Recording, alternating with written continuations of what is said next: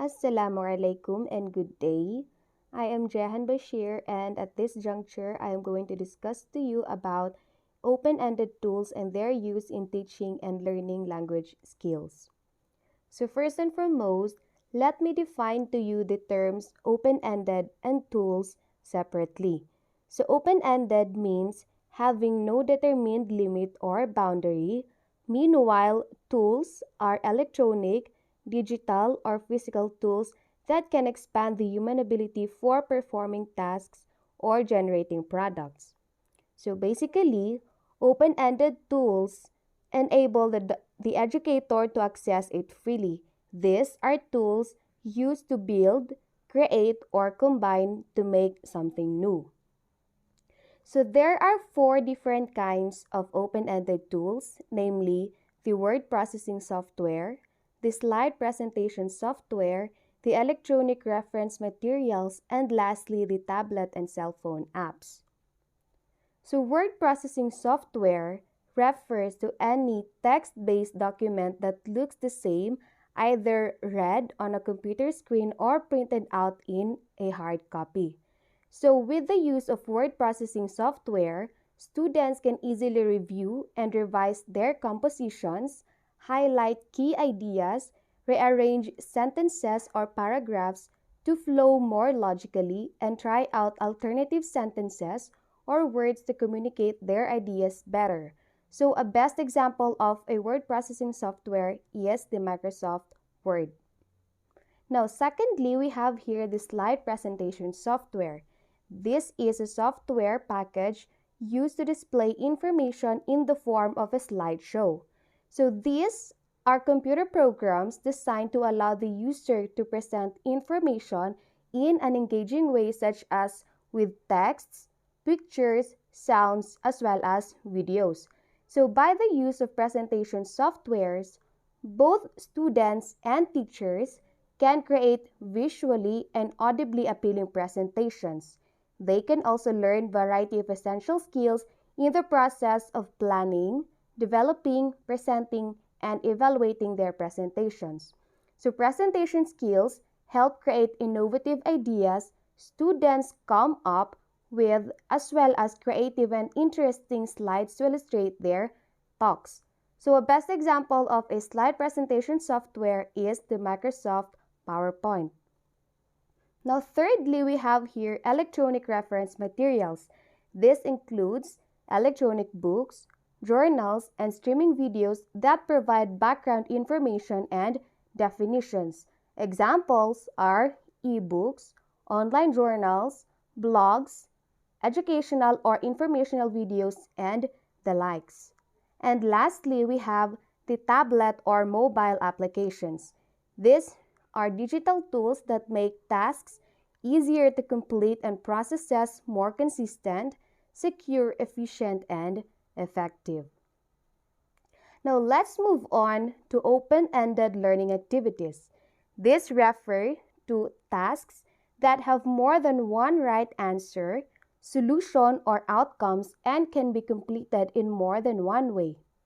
So open-ended learning activities can take the form of statements, questions, tasks, projects, or teaching methods. Now, different learners may use different types of thinking, and there are no predetermined correct outcomes. Now, Maker and Shiver identified several advantages of open-ended questions, and these are the following. Encourage many students to give responses, encourage student-to-student interaction patterns, elicit more complete and more complex responses, allow students to give knowledgeable answers, encourage students to question themselves, their classmates, and their teachers, and lastly, stimulate further thought and exploration. Now, despite a teacher's best effort to stimulate an open, higher level thinking during teaching-led classroom discussions, students often respond to questions posed by teachers as if there is only one right answer.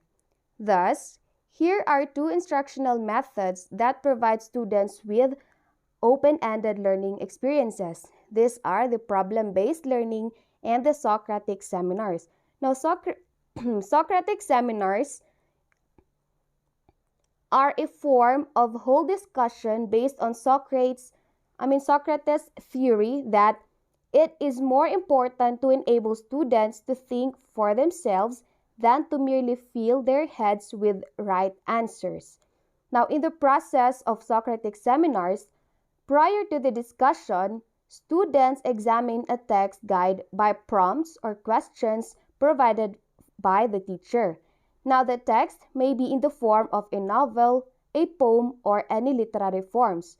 During the discussion, the teacher offers few well-crafted, open-ended questions that provoke students to think critically, analyze multiple meanings in texts, and express ideas with clarity and confidence.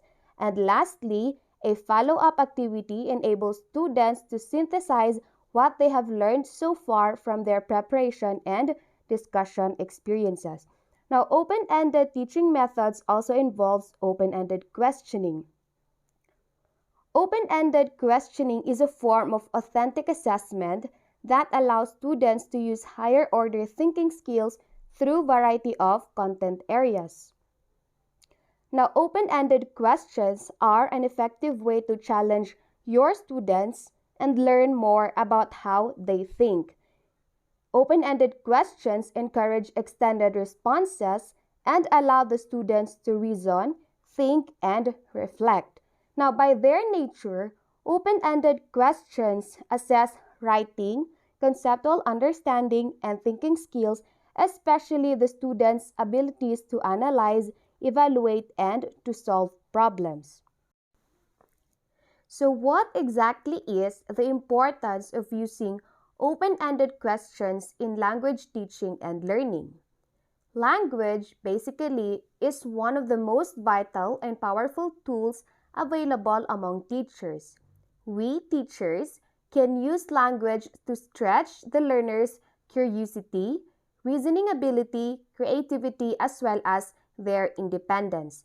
In fact, the learner's learning naturally loops through a cycle of wonder, exploration, discovery, and reflection, leading them on to an increasingly complex knowledge and sophisticated thinking.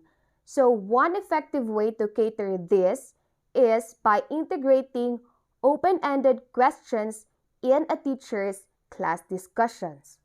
Instead of predictable answers, open-ended questions elicit fresh and sometimes even starting insights and ideas, opening minds and enabling both the teachers and the students to build knowledge together.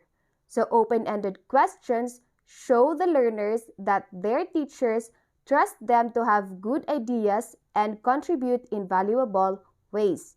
Thus, the resulting sense of autonomy, belongingness, and competence leads to engagement and deep investment of the students in the classroom activities, which further leads to positive process of language learning and acquisition.